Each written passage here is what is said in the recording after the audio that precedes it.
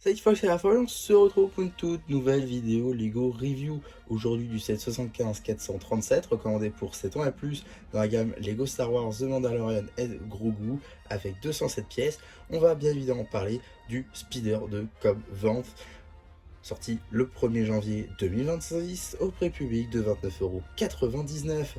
Et on va tout de suite commencer par les deux mini-figurines. Première figurine et figurine exclusive du set, Cobb Vanth.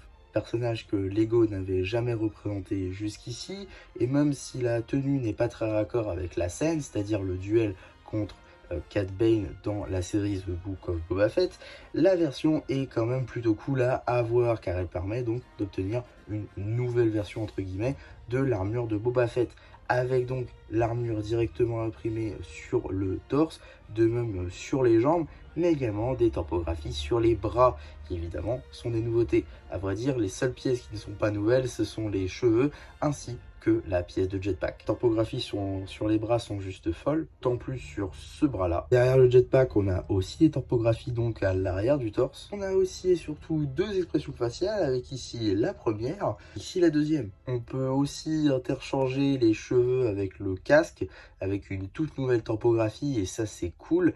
Et on aura également le nouveau viseur qui est aussi une petite pas mal nouveauté. En termes d'accessoires, on a également un pistolet laser qui est pas très commun pour la gamme Lego Star Wars. Deuxième mini-figurine tout aussi exclusive pour le personnage de Cad Bane dans une toute nouvelle et dernière version pour le personnage, car on le sait tous, hein, à la suite de The Book of Boba Fett, eh bien le personnage va mourir forcément. Donc dernière interprétation, dernière tenue du personnage de Cad Bane, et pas la pire très honnêtement, avec du coup le moule de chapeau qui est une nouveauté, hein, de même pour la tête avec une toute nouvelle topographie.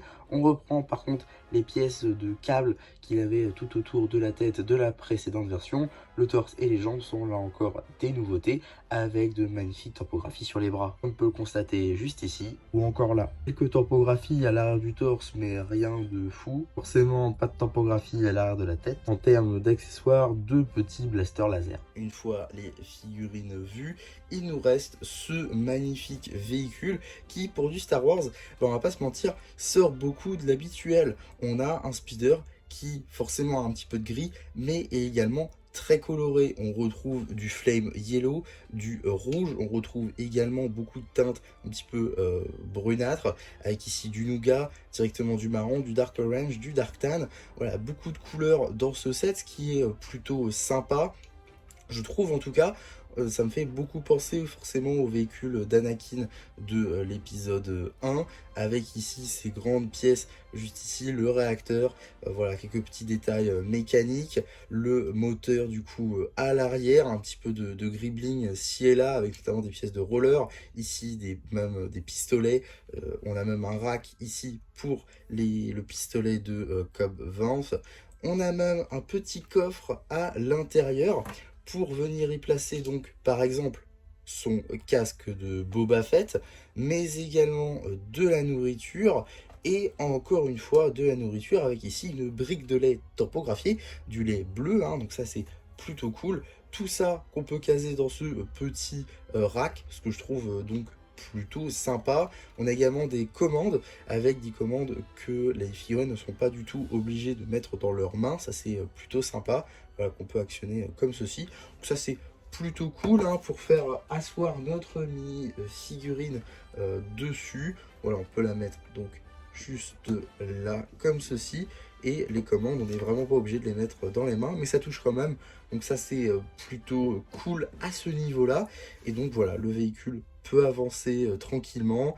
Il y a même des petites pièces transparentes pour faire croire qu'il vole juste ici, donc ça c'est relativement récurrent maintenant, hein, dans la gamme Star Wars, pour faire comme si le véhicule était en train de flotter, hein. Non, c'est juste dû à ces petites pièces là, donc là encore c'est plutôt ingénieux à ce niveau là.